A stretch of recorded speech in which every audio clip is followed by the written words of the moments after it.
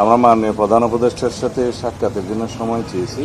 ওনার সাথে সাক্ষাতের পরেই এই বিষয়ে আমরা কথা বলব। এখন অন্যান্য আমি ওই সংলাপের যে আলোচনা আমরা তো দেখেছি 5ই আগস্ট পরবর্তী রাজনৈতিক দলগুলোর সঙ্গে বৈঠক করেছেন প্রধান উপদেষ্টা। এখন যে সংস্কার প্রস্তাবগুলো ওনারা 163টি প্রস্তাবনা নিয়েছে সেগুলো নিয়েও আলোচনা পর্যালোচনা হয়, কিন্তু এখন আপনারা প্রধান উপদেষ্টার সময় চেয়েছেন।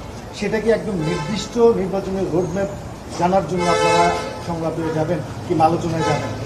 না, অবশ্যই এইটা একটা বিষয় থাকবে যে আমরা মাননীয় প্রধান উপদেষ্টার কাছে সুনির্দিষ্টভাবে আগামী জাতীয় সংসদ নির্বাচনের জন্য ডিসেম্বরের আগে একটা রুটম্যাপ অবশ্যই আমরা চাইব, যাতে উনি ক্লিয়ারলি জাতির সামনে যথাযথ প্রক্রিয়ায় উপস্থাপন করেন, যাতে জাতির মধ্যে যে একটা অনিশ্চিত অস্থিরতা ভাব আছে এবং রাজনীতির মধ্যে একটা স্থিতিশীলতা আসে, অর্থনৈতিক কর্মকাণ্ডে যাতে একটা গতিশীলতা আসে। RICL TMX, যুগের পর যুগ স্থাপনা থাকে মজবুত।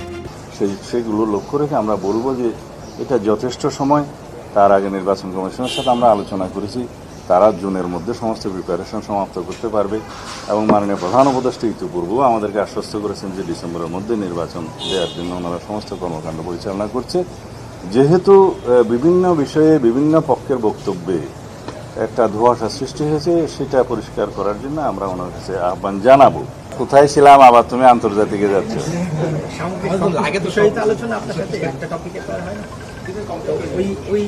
ওই আলোচনার সূত্র ধরে সেই আলোচনার মধ্যে আমাদের কথিত স্বৈরাচার শেখ হাসিনাকে ফেরত দেওয়ার প্রসঙ্গ দিয়ে এসছে, বিচারের প্রসঙ্গ দিয়ে এসছে, এবং এই বিষয়টাকে আপনারা আসলে এই বিষয়ে আমাদের প্রতিক্রিয়া তো মহাসচিব আগেই দিয়েছেন, আমরাও কথা বলেছি।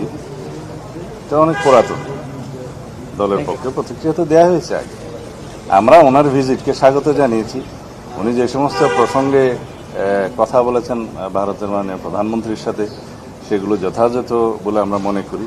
এগুলো বাংলাদেশের মানুষের প্রাণের দাবি। এ সমস্ত বিষয়ে আলোচিত হয়েছে। সুতরাং আমরা বলেছি যে তার আলোচনাটা জাতি গ্রহণ করেছে, আমরা সেটাকে সাধুবাদ জানিয়েছি।